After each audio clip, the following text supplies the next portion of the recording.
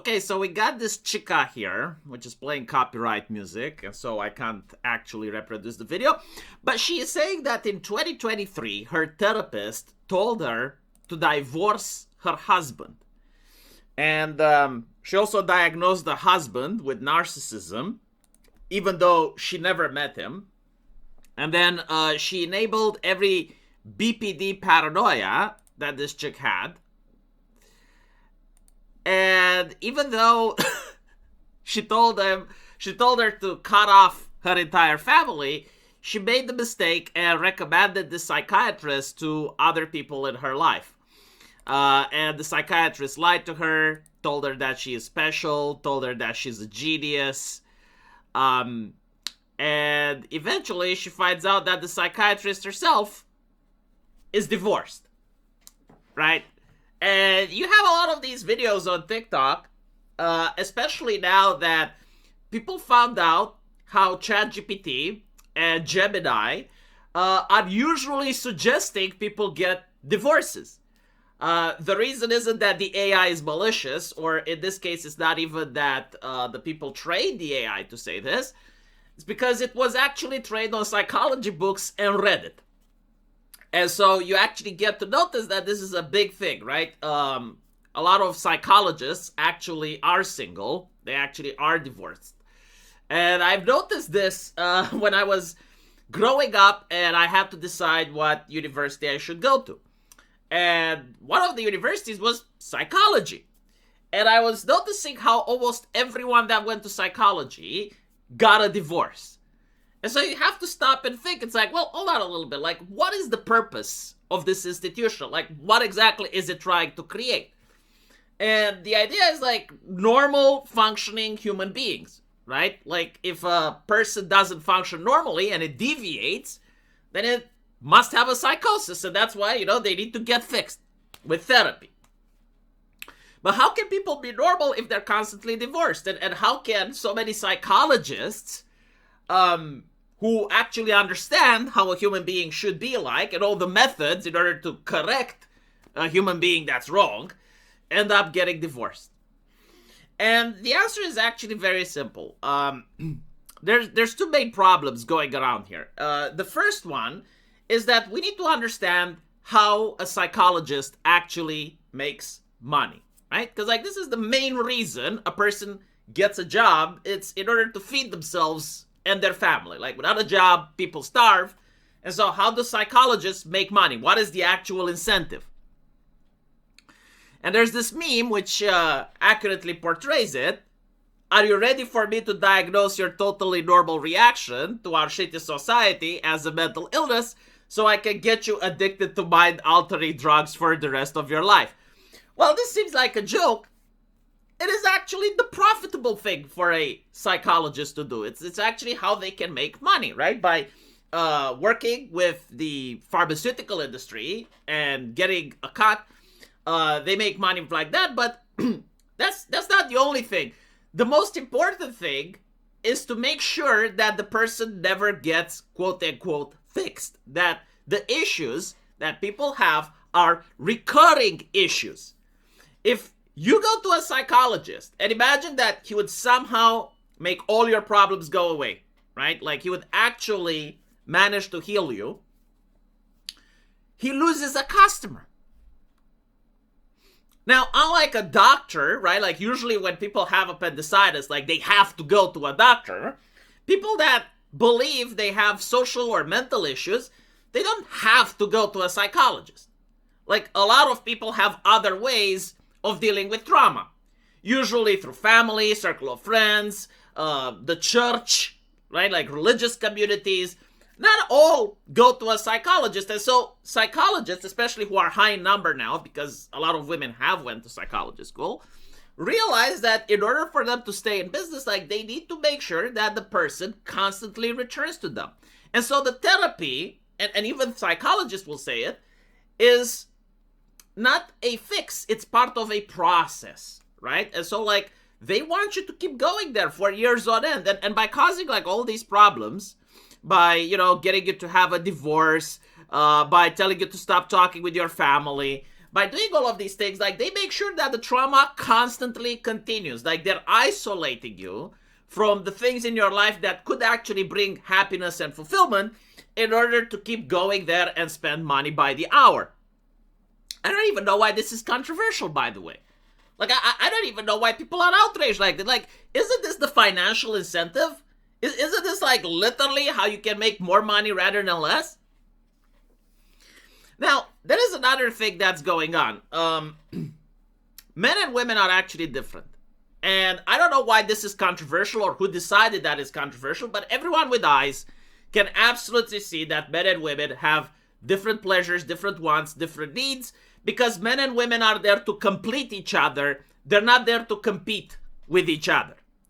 And while men and women should be equal under the law, they should not be treated equally in society when it comes to their needs and wants. Like, what works for a woman most of the time will not work for a man, and vice versa. Like, for example, right? Women, they like to be told that they are loved. And so when a woman feels that she is not loved, she's having issues, right? So, like, in order to heal her, like, well, she has to feel like she belongs. Like, she has to feel that people care about her, right? Men, however, aren't like that. They're not built like that. Most men, they feel depression when they feel powerless. Telling a powerless man that he is loved doesn't do anything for him. What men want to feel is that they're in control, that they can have the ability to provide for themselves and their families, not just now, but in the future. That's what makes a man less depressed. That's what makes a man less anxious. Simply knowing that he is loved doesn't do anything for to fix the anxiety, right? Now, psychologists don't seem to care about this. I have seen so many times, especially on the internet and on Reddit, and I'm pretty sure, like, not all psychologists, but, like, a significant amount of them, they actually treat men exactly the same like they treat women. And they even view that masculinity and a man feeling powerful, like, no, that's toxic masculinity, that's wrong. And they're trying to apply this pussification process on men, which is actually causing a lot more harm. I wouldn't, look at a woman and try to apply, like, masculine Spartan training on her and say that unless she has, like, military drilled into her discipline, she is a broken human being. Because, like, that is wrong, right? Like, what works for men doesn't work for women, vice versa. Of course, there are exceptions, but the question is, like, why is it this way? Well, the answer is that men, in my opinion, they're pattern recognitioners. Like, they try to understand reality through pattern recognition, like what works and what doesn't. Women are protecting the orthodoxy. Like, women, they look at what the orthodoxy in a culture is, and they try to enforce it. They are social creatures.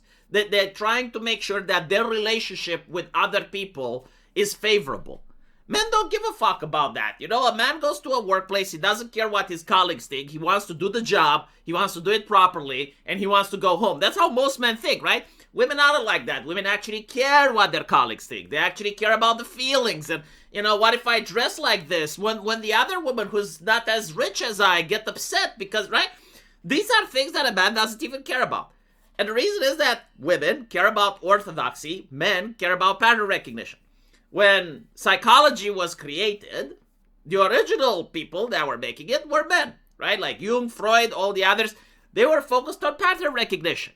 And this is why, like, old psychology books, some of them actually work for men. And some psychologists that actually read those books and care about those books may actually notice a better success when they're dealing with men. Women, however, when they get into position of power, if they care about the orthodoxy, then they realize that they are in a position to negotiate the orthodoxy.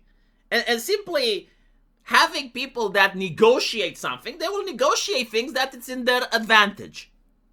And so this is why you have, like, saying, oh, well, if you're a man and you're a stoic, it may end up with you expressing toxic masculinity because you're kind of like an engine without a release valve. So, like, they're applying the steam engine theory because it sounds good, but in reality it's not the case, right? Like, men being stoics actually makes men feel better. Like, it actually makes them feel more in control and more powerful.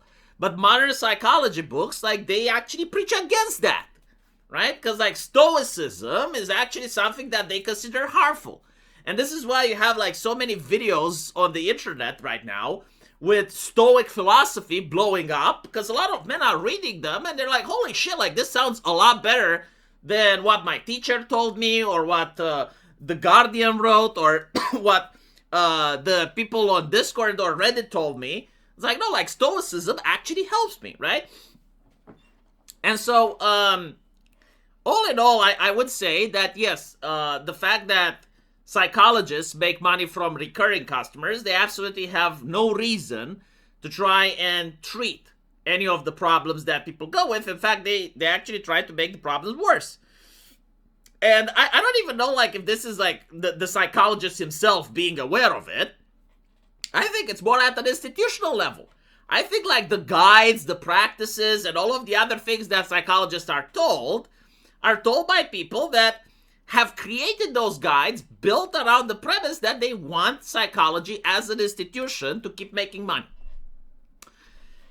And so, when you realize that, you kind of understand why they constantly push people towards divorces. They constantly push people to the idea that you should stop talking with your family, because it creates misery. And there's this saying, which applies in politics: the Republicans are the party of the rich, and the Democrats are the party of the poor.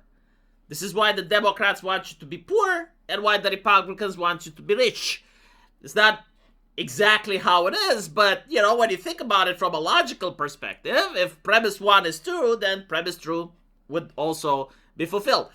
My advice for people that actually have issues, right? Like, you're not in the right headspace, you're suffering from depression, you're suffering from anxiety.